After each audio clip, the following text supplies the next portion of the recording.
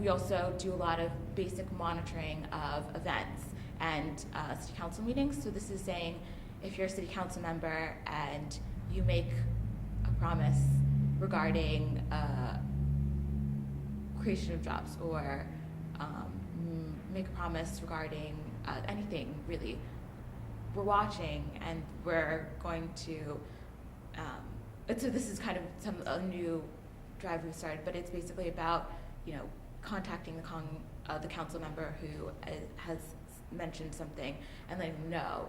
Because I think there are a lot of great ideas that are tossed around and great promises that are made, but we really want to see what's behind them and to have things follow through. We want to see things follow through. We consider, and I guess lastly within what we do is we consider education to be really hugely tied to equity, and especially in jobs, and we think that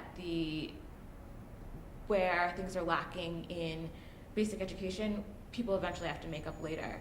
And so that makes it really hard for people to be at the same point for getting positions. We have to give people a lot of soft skills trainings just to be up to where other people are. That's a huge deterrent. So we think that kind of a longer term strategy, we also monitor school board and really try to be a part of making change and being a part of policies that will kind of increase equity in education. So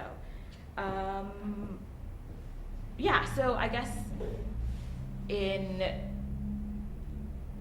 to wrap things up, I guess our whole thing is about citizens monitoring what's going on. So it's about having citizens go to a meeting and see how things are run, first of all, and then also take note of whether something happens. I think it's different to hear something really exciting be said and mentioned in city council and then not see it be done than to just have never heard about it before. So I think when we have the type of people, we try to train monitors who are the types of people who want change, and then they're particularly driven to see and make sure that change happens, especially if it's mentioned or if it's started but doesn't get finished. There are lots of things that fall through the cracks, and we are an organization that's hoping to kind of to stop that. So I guess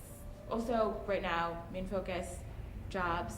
We are really trying to watch the ARRA monies, so the stimulus monies. So just basic monitoring around those, where things are going, who's getting contracts, and otherwise.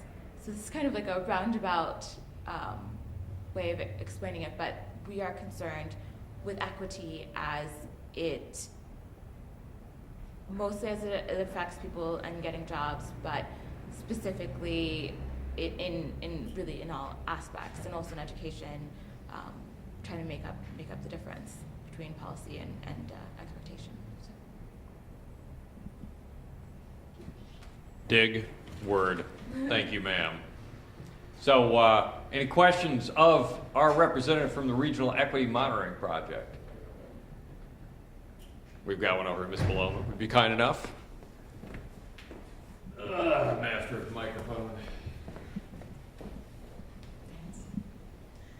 This is weird holding a microphone.